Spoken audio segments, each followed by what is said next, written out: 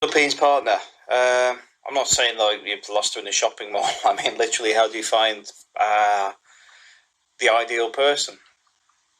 Mine was so random. It was, well, let's put it this way: I wasn't looking for a partner. That's how random it was.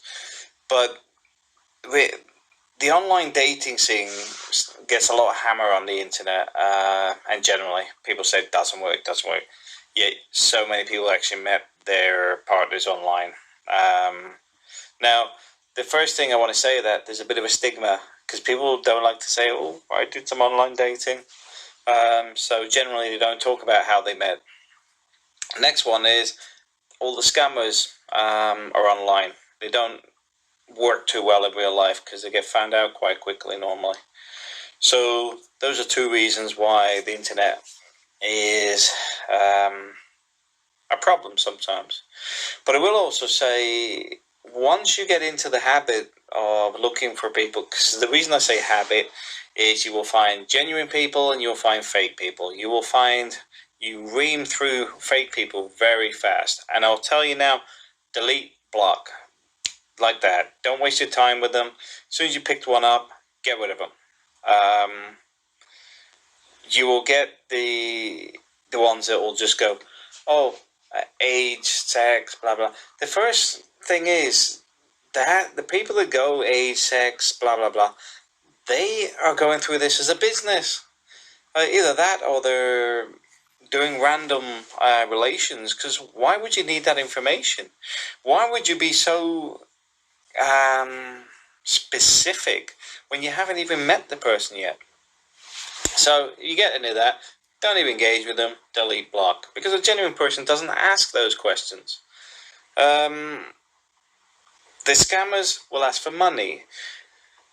Normally, it'll be the first 30 minutes. As soon as you get that, oh, my child's sick, oh, my dog's sick, my house blew down, whatever the sub story is, because there's always one, delete, block.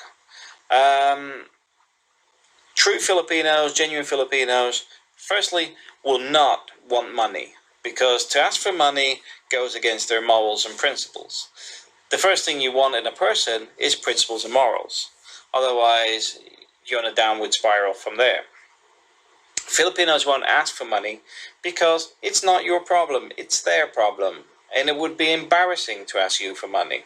That's why they don't ask, because it is nothing to do with you. They don't know you. Scammers will ask as quick as possible. Next thing is, what you want to do is engage with people on a regular basis. Find out when they're online, what they're doing. You know, maybe they work in the mall, maybe they're looking after the dog, whatever. And try and get a routine of spending time together. Don't go straight for, I love you, I love you. Because all that is doing is, A, you've committed yourself to something that you haven't all the information on. Secondly, you might scare them off because they might think you're a bit weird. But the most important bit is you're putting yourself at risk. Because if you go like that and just go ba ba ba, before you know it, you'd be marrying a guy. I do say that laughing, but it has happened more than once to people out there. Just take your time. There is no rush. You've waited years to meet this person, so take your time. So online dating does work. Just take your time. It will take a bit of investment. You will find you're wasting days, months, or even sometimes just frittering through people. But then you'll find the one person that you may not have an immediate connection with, or maybe you have, but you're saying, well, I'm looking for people, and you're getting on with them, but maybe you haven't committed to them in such a way. But they may actually be the right person simply because they're sitting in the background waiting for you. They'll talk to you every day, etc., etc. You create a bond of friendship. And that's where a lot of this starts, because you got to remember, people do not love each other instantly. Love is something that's built on time. I know people see, oh, I knew the moment I met them, that's the person. based on what they thought at the time. If they found out they were a scammer or they were a guy, I'm sure things would have changed. So just be realistic here. And just maybe meet a few people. Or if you're 100% with the person, then meet them. Don't commit to anything though. Just go and meet them. The other side of this being, if you're in country and thought internet dating isn't for me, there is people everywhere. Filipinos don't mind you come up and talking to them. Please don't be one of the guys that hang around the malls though. It makes it awkward. I don't go shopping in the malls because I see them lurching. It really gets under my skin. Because you'll go up to Ayala Mall sometimes and there's I don't know, 100 guys harassing every woman in sight as if it's a pack of lions looking for a load of gazelles. It's not very classy. That's what I'm saying. If you're serious about it, invest a bit of time. The women on those malls, for example, there's a lot of girls that work for a living, if you get my meaning, because that many guys influence business. As such, they go there and look for the guys. So, is it somewhere I'd pick somebody up? The answer would be no. No way.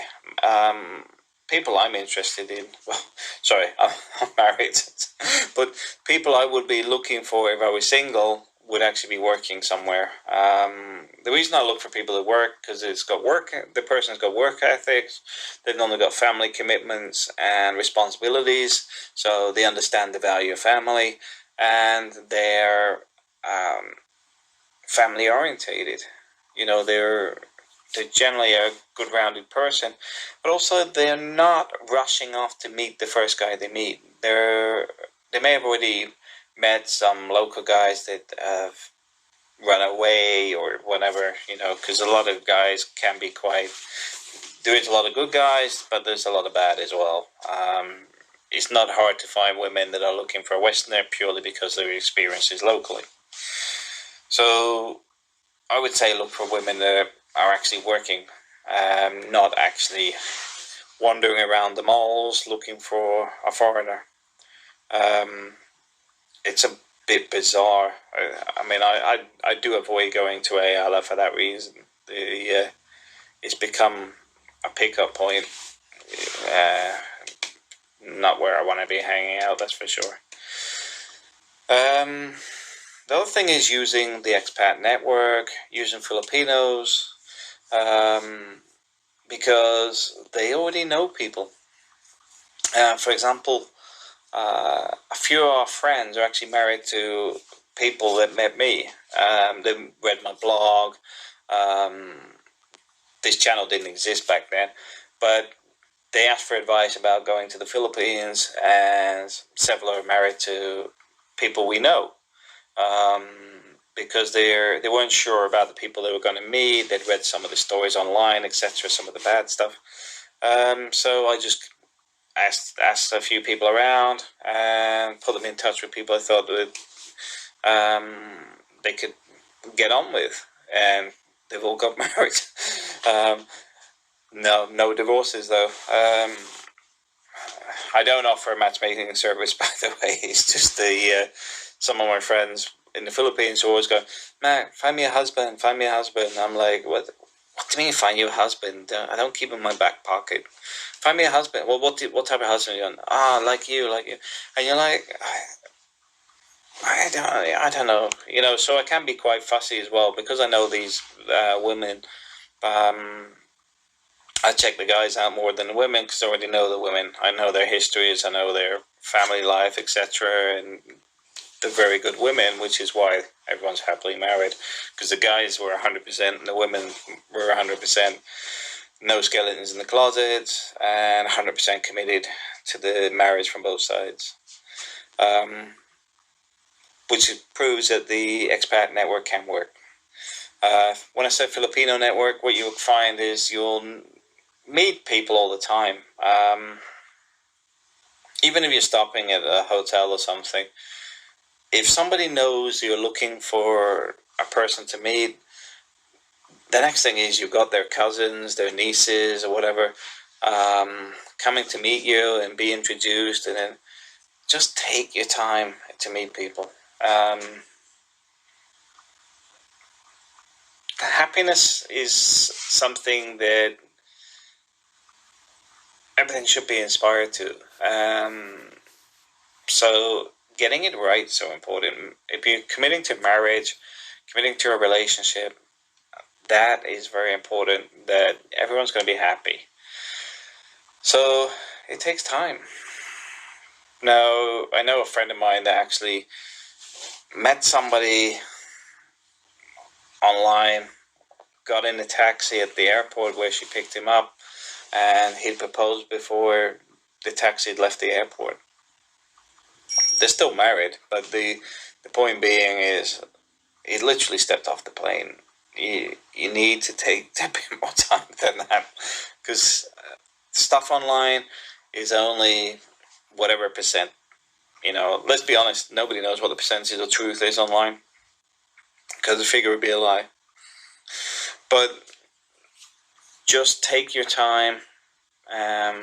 Utilize the expat network some ways, but be aware there's a lot of idiots out there in the expat community. As such, use expats that are recommended by others. What I mean is, if you go on a forum and there's like 20 guys on there, and you're chatting to one and you ask another one privately, what do you think of this guy? He says, oh, he's a nice guy, blah, blah, blah. Then you know you're on the right path.